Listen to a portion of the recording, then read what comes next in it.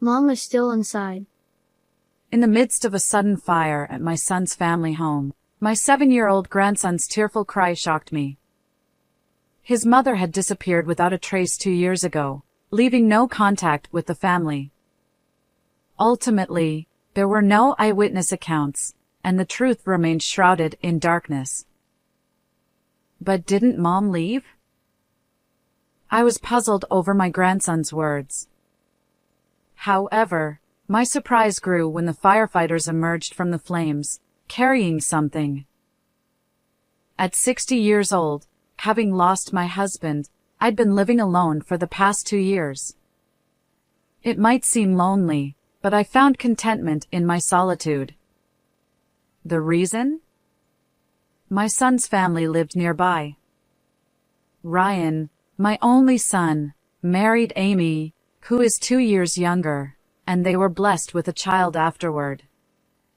When I see my son happily living with his beautiful wife, who looks like a model, and their adorable son Oliver, I also feel happy. I believed this routine would continue indefinitely, but then something felt off. One day, during a visit to my son's house, I sensed it. Hey, Amy, Mom's here. Hurry up and bring some tea. Ha! You don't need to fuss so much. Ryan, with an oddly triumphant expression, said. By coddling her like that, she'll end up being an inconsiderate woman. I'm the only one crazy enough to marry her, so I need to make her understand. His words left me frowning. Usually, my son and daughter-in-law get along well, but on this day, he seemed to be in a bad mood and was unusually confrontational with Amy. Despite the hurtful words, she smiled and brought the tea, leaving me feeling uncomfortable. Hey, isn't that a bit harsh? I couldn't let it slide and turned to my son. Amy, always gentle, brushed it off, but his attitude bothered me. As Ryan's mother, I felt compelled to correct him. However, he retorted, What does it have to do with Mom? Forget it, I'm not feeling well. To my surprise, he sulked like a child and retreated to the bedroom. Even Oliver, my grandson, looked anxious in this tense atmosphere. Daddy, sometimes it's like this. It wasn't like this before. Has something happened recently? His sad voice tugged at my heart as I glanced at Amy. She smiled softly and replied, He's been stressed due to work. Please don't worry. Though I didn't press further, I assured her, if anything comes up, feel free to talk to me. Ultimately, I left my son's house without uncovering the cause of his ill temper. The unsettling atmosphere caught my attention, but I hesitated to meddle too much in my son's marital issues. However, a few weeks later, I found myself witnessing another peculiar scene. Hi, Amy, Oliver. Shopping together? I spotted them at the local supermarket by chance. When they turned to my greeting, their expressions seemed oddly subdued. You don't seem well. Is something wrong? Memories of my recent visit to my son's house flashed through my mind. Yet, Amy once again put on a smile and replied calmly, It's nothing. Just a bit tired. But the unease persisted. Suspecting her facade, I glanced into their shopping cart and noticed an abundance of bandages and disinfectants. What's this? Did someone get injured? Oliver isn't into sports, right? Before Amy could answer, my son appeared, having apparently returned from the restroom. Hey, Mom, are you here too? Sorry, but we're in a hurry. See you later. Without proper greetings, Ryan hurriedly led them to the checkout. His forceful demeanor, Amy and Oliver's anxious vibes, and the contents of the cart, bandages and disinfectants, all added up. I need to have a proper conversation about this. Finally feeling that something was amiss, I watched them walk away, silently resolving to take action. A few days later, I visited my son's house once more.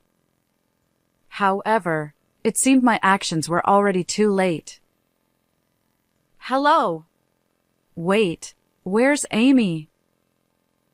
Actually, she left. No contact whatsoever. His regretful words left me speechless. Upon hearing the story, it turned out that right after that day at the supermarket, she vanished without a word. Her parents had passed away early, and there was no way to reach her. We've already consulted the police, but there are no eyewitness accounts. Ryan looked utterly defeated, and Oliver huddled in the corner of the room. I felt a sense of helplessness wash over me. While I had sensed something was off, I never imagined it would escalate to this. But wallowing in despair wouldn't help. I'll search for her too. Amy must be okay. Let's pray for her safety. Encouragingly, I decided to find her, hoping to restore my son and daughter-in-law's happiness. Despite my wishes, no useful information surfaced. The situation remained stagnant. Amidst all this, Ryan continued to work stoically, but Oliver seemed deeply affected, withdrawing into himself. It's no wonder, considering he lost his precious mother at such a young age. Where could she have gone, leaving behind such an adorable child?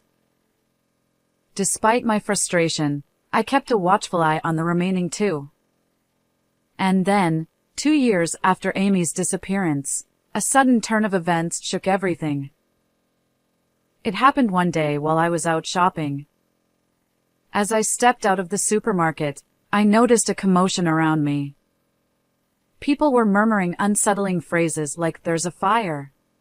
To confirm their words, a fire truck blared its siren as it sped down the adjacent road. And where it was headed, I felt that ominous premonition. Wait, isn't that the direction of Ryan's house? Since Ryan hadn't returned from work yet, the only one at home would be 7-year-old Oliver. Worried for my precious grandson, I dashed toward their house. I hoped it was all a misunderstanding, but unfortunately, my gut feelings were often accurate. Oh no. Oliver. The place where my son's house should have stood was engulfed in towering flames. Amidst the crowd, I pushed forward, desperate to reach the house. The situation was unclear, but there was a chance Oliver might still be inside. And then, Grandma. I turned at the familiar voice and saw my grandson being carried by a firefighter. It seemed the quick response had saved his life.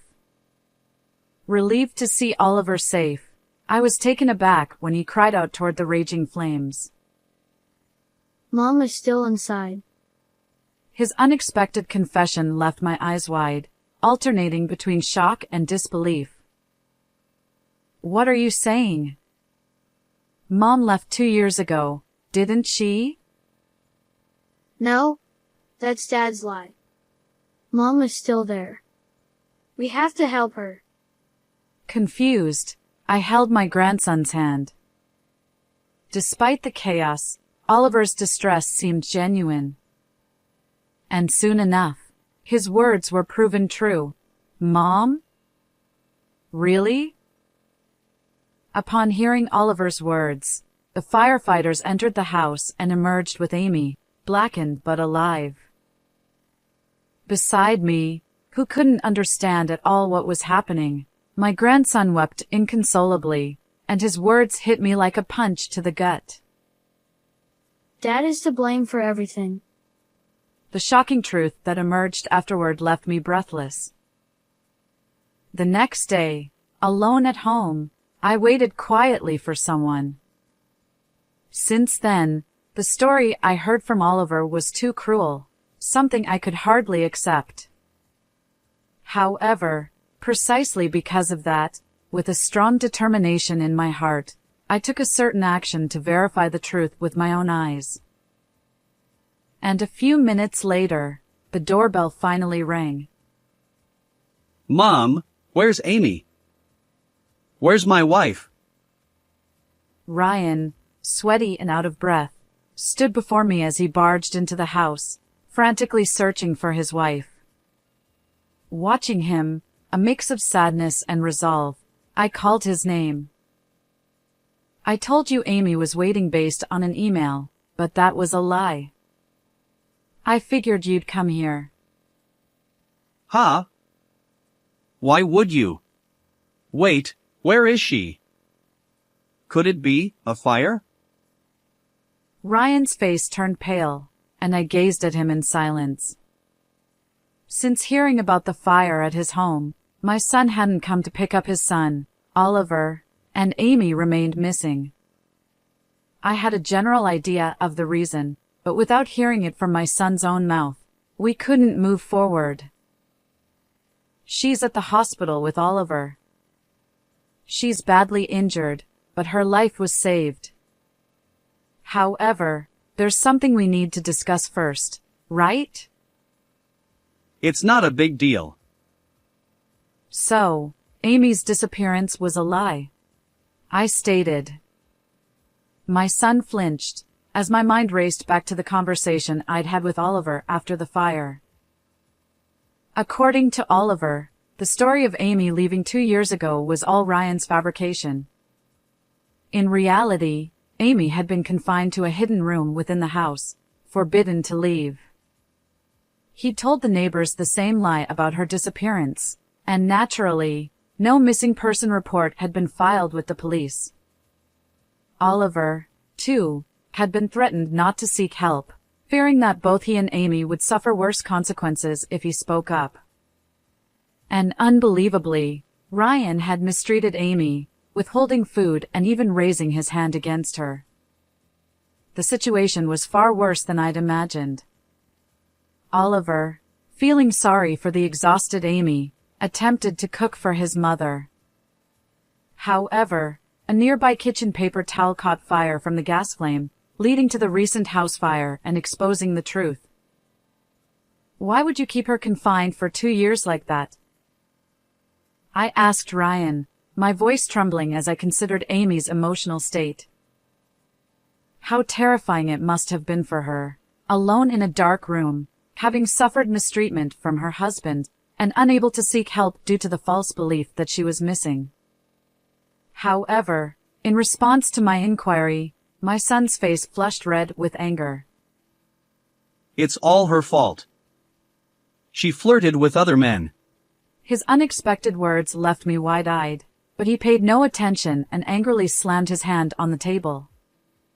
As I listened, it became clear that Ryan's jealousy had played a significant role in Amy's ordeal.